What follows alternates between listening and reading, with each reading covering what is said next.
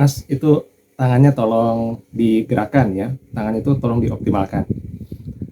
Kurang lebih ini merupakan salah satu feedback yang pernah didapatkan ketika mengikuti kelas public speaking ya.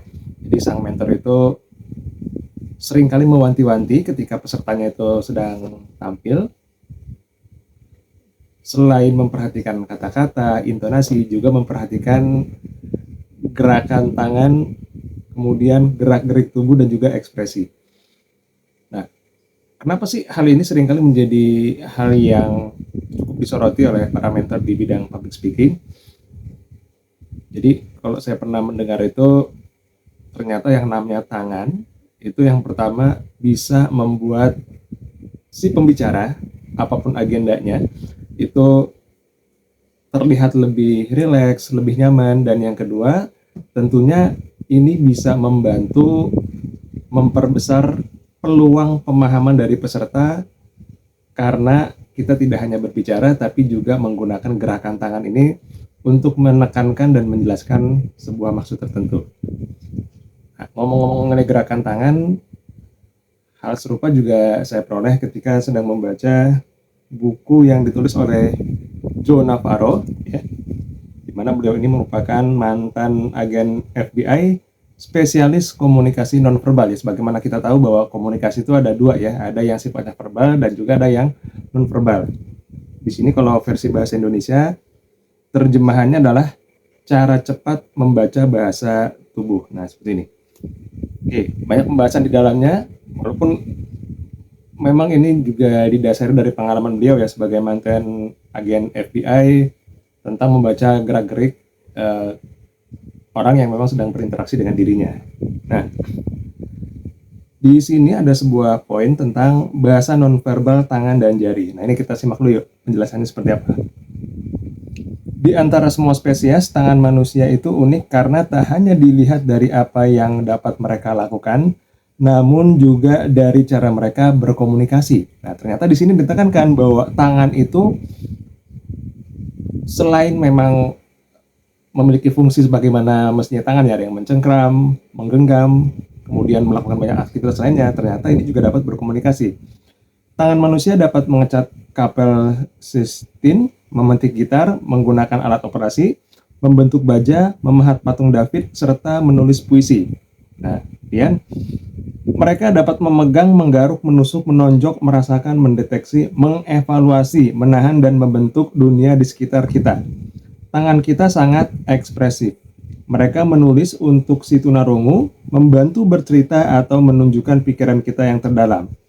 Tak ada spesies yang memiliki tungkai dengan kemampuan seperti tangan manusia. Jadi memang ini diawali dengan sebuah ajakan untuk bersyukur ya, bahwa kita telah dianugerahkan tangan yang memang membantu banyak fungsi, banyak kebutuhan kita dalam melakukan aktivitas sehari-hari, terlepas dari ternyata yang namanya tangan itu juga berkomunikasi. Nah, karena tangan kita dapat melakukan gerakan yang sangat halus, mereka merefleksikan isi pikiran kita yang sangat halus. Nah, pemahaman tentang perilaku tangan penting untuk memahami isyarat perilaku nonverbal karena pasti tak ada hal yang dilakukan oleh tangan Anda yang tidak diatur oleh otak Anda. Sebagaimana kita tahu bahwa otak manusia itu merupakan sistem pengendali ya. Oke, saya lanjutkan. Baik secara sadar maupun tidak sadar.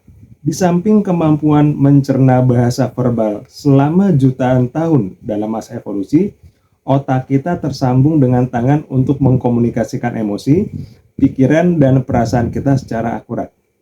Maka, apakah orang berbicara atau tidak, gerakan tangan layak mendapatkan perhatian sebagai perilaku nonverbal yang kaya informasi yang membantu kita memahami pikiran dan perasaan orang lain. Nah, ini ada kaitan juga, saya juga ingat, saya lupa pernah baca atau pernah dengar ya, salah satu bahasa komunikasi yang menggunakan tangan tanpa adanya sepatah kata pun yang terucap.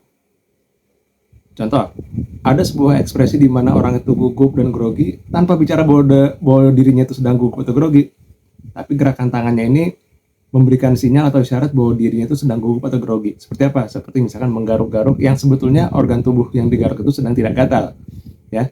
Atau yang menariknya adalah, saya ingat kalau zaman masih kecil dulu, misalkan kita anak-anak gitu ya, para bocil rame, kemudian salah satu pengurus atau marbotnya tuh tanpa berteriak, tanpa bersuara, cukup hanya dengan begini saja, itu maksudnya mengatur kepada anak-anak supaya diam, ya.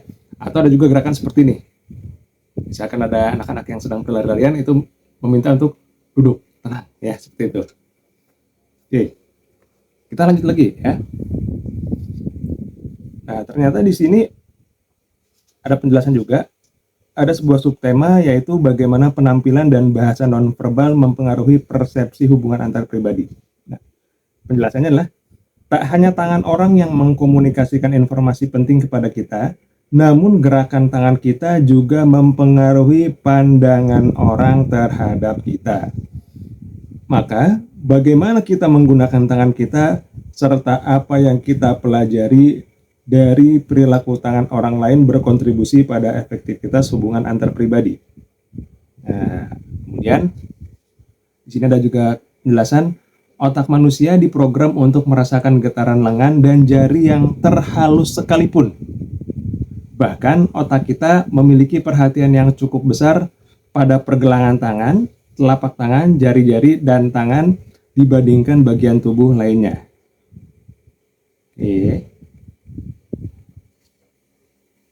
Nah, lalu di sini juga ada sebuah penjelasan gini.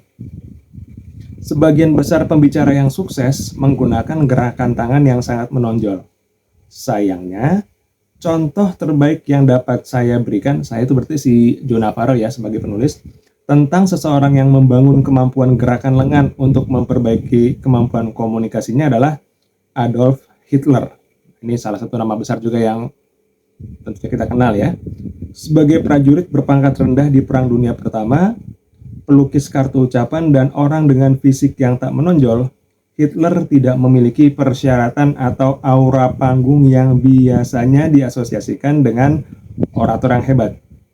Nah, jadi di sini dijelaskan bahwa secara fisik seorang Adolf Hitler itu tidak memungkinkan atau tidak menonjol untuk kita nilai ya bahwa oh ini adalah seorang orator yang hebat. Nah, kemudian Hitler belajar untuk berlatih berbicara di depan kaca. Nah, bayangkan orang besar seperti Adolf Hitler aja ya itu ternyata berlatih berbicaranya di depan kaca ya.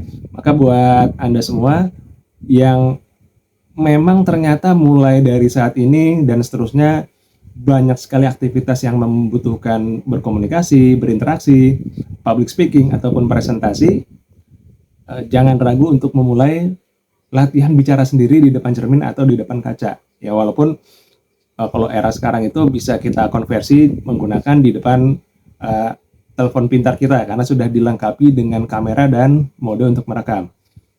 Nah, meskipun ada juga mereka yang punya pandangan bahwa berlatih berbicara di depan cermin atau di depan handphone ya kalau era sekarang itu dinilai sebagai sebuah cara yang kurang efektif karena memang tidak ada respon. Nah, tapi melihat penjelasan di sini dan kalau dari pengalaman saya pribadi nggak masalah kalaupun kita memulainya dengan berbicara di depan cermin terlebih dahulu. Yang terpenting apa? Yang terpenting ini merupakan latihan tahap awal untuk pembiasaan dan untuk memberanikan diri sekaligus melatih yang namanya kemampuan menyusun diksi atau kata-kata sehingga verbal kita sudah terbiasa ketika memang nanti secara mendadak kita diminta untuk tampil di depan umum ya seperti itu.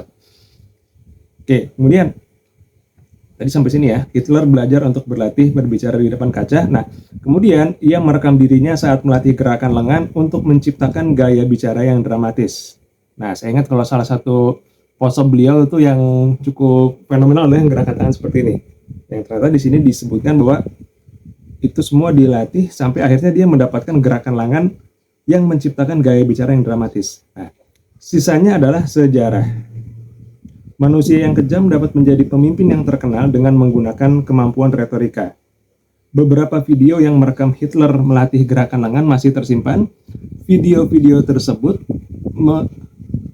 menunjukkan perkembangannya sebagai pembicara yang menggunakan tangannya untuk mengontrol dan memukau penonton.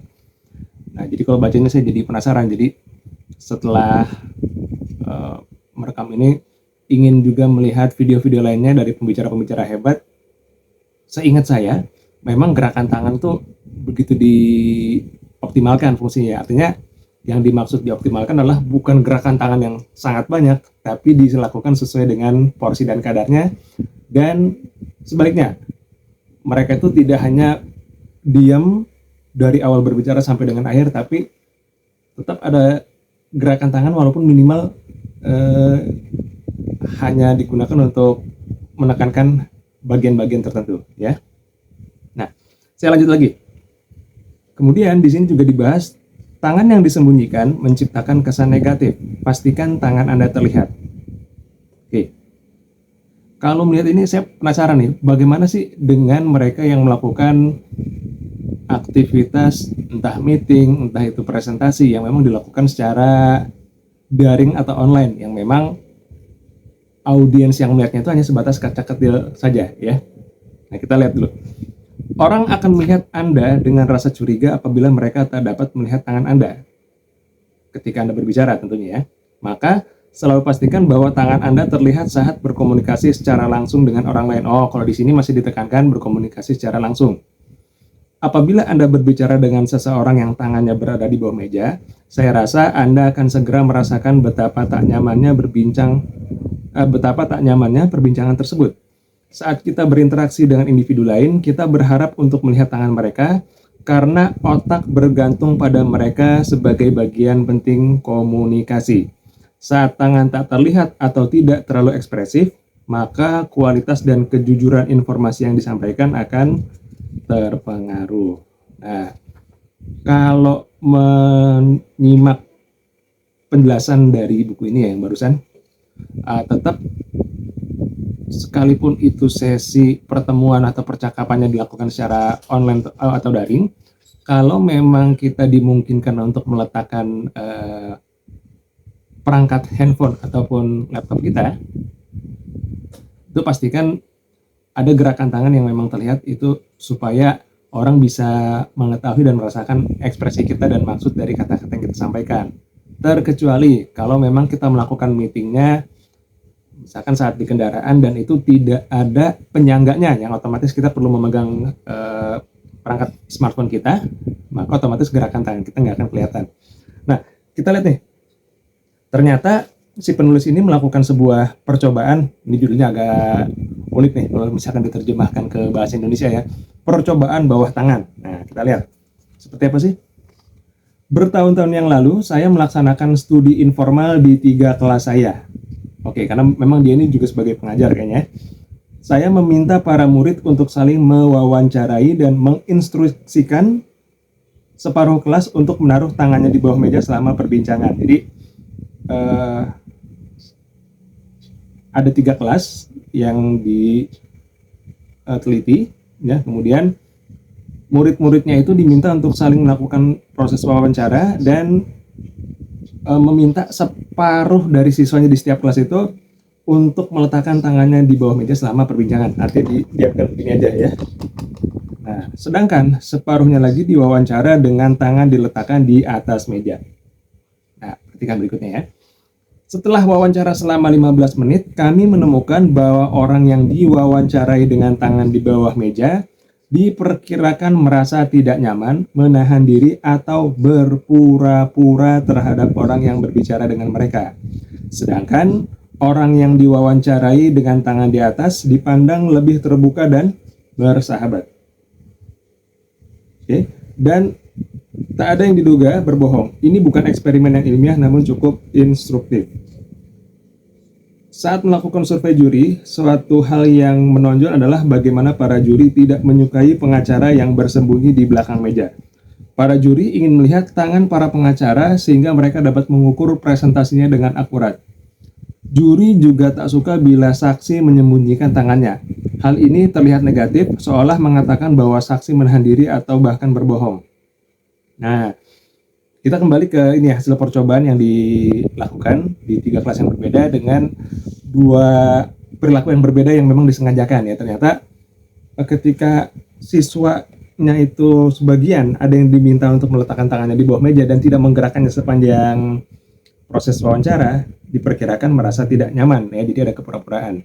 Maka ternyata yang namanya menggerakkan tangan itu ketika kita berinteraksi atau berbicara dengan orang lain itu dibutuhkan karena memang sebagaimana kita ketahui komunikasi itu ada yang sifatnya verbal dan ada yang sifatnya non verbal ya. Dan tangan ini juga ternyata memiliki peran untuk mempertegas maksud dari apa yang ingin kita sampaikan, apa yang kita utarakan. Begitupun sebaliknya, saat kita berinteraksi dengan orang lain, kita juga bisa melihat, kemudian juga bisa menangkap esensi dari pembicaraan, kemudian menangkap sinyal-sinyal tertentu selain dari kata-katanya, dari ekspresi wajah, juga dari gerakan tangannya. Nah, maka sekali lagi, yuk kita mulai biasakan apabila memang kita memiliki peran dan tanggung jawab untuk berbicara atau tampil di depan orang banyak, untuk bisa mengoptimalkan fungsi dari tangan kita untuk bisa digerakkan agar mereka yang mendengarkan kita sedang berbicara ini lebih besar peluang atau probabilitasnya menangkap apa yang kita maksudkan. Baik, terima kasih, selamat bertumbuh dan sukses selalu untuk Anda semuanya.